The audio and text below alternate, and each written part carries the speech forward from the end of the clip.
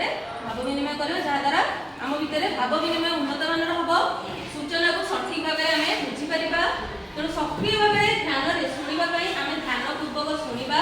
स्पष्टता आउ थे पचारि पार जड़े जब कहूबा समय आम बाधा न दबा किसी परिस्थिति सृष्टि करवा